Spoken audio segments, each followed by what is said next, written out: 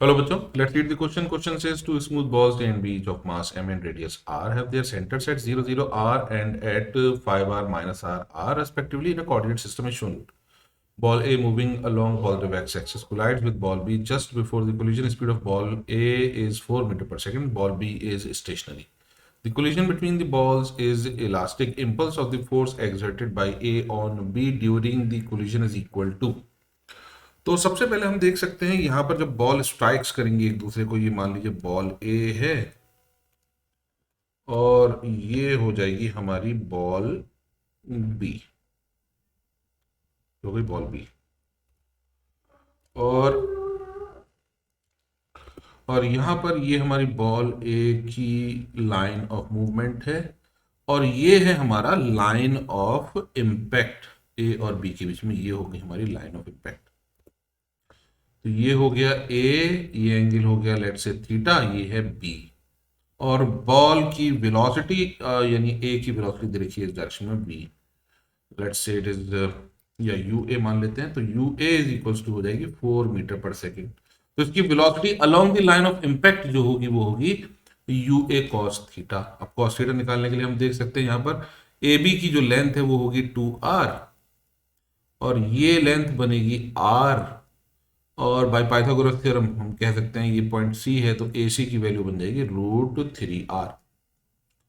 तो velocity along the line of impact होगी, velocity along the line of impact u A cos theta, यानी 4 into cos theta is based upon hypotenuse, that is √3/2, that is 2√3 metre पर second. ये हो जाएगी velocity of A along the line of impact.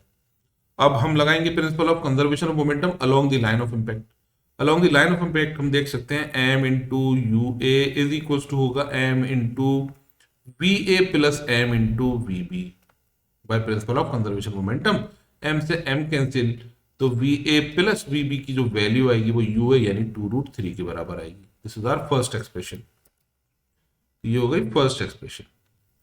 अब चूंकि momentum perfectly elastic है तो हम देख सकते हैं इलास्टिक कोलिजन के लिए 1 is equal to velocity of separation that is v B minus v A upon velocity of approach that is u A minus u B यानी 0। तो वीबी माइनस वी ए की वैल्यू आ गई, v B minus v A is equal to हो गया u A that is 2√3 again. This is our second equation. दोनों equation को add करने पर मिलता है v B is equal to 2√3 metre पर सेकेंड और वी ए की वैल्यू आ जाती है 0। इसका मतलब बॉल ए हमारी रुक जाएगी, तो बॉल बी का जो मूवमेंट होगा एट एन एंगल थीटा ये होने लगेगा। तो इंपल्स जो होगा इस पर, यानी इसका इनिशियल मोमेंटम है, ये इंपल्स होगा P2 माइनस P1। तो इनिशियल मोमेंटम इसका 0 है क्योंकि रेस्ट में है, और फाइनल मोमेंटम इसका हो जाएगा, मास हमें दे रखा है m, तो m इंटू 2√3 और इस डायरेक्शन में जो लाइन है ये बनेगा cos theta i cap plus m into 2√3 sine theta minus j cap, क्योंकि इसका दूसरा कंपोनेंट होगा इस डायरेक्शन में। तो ये हमने कर दिया, यानी ये बन जाएगा cos थीटा यानी base upon hypotenuse that is √3/2r। तो ये हो जाएगा 2√3m into √3/2 i cap plus 2√3m with negative sine यहां पर माइनस 2√3m साइन थीटा की वैल्यू हो जाएगी परपेंडिकुलर यानी r upon hypotenuse that is 2r यानी 1/2। तो यहाँ 2 से 2 कैंसिल, यहाँ भी 2 से 2 कैंसिल, ये बचेगा जे कैप।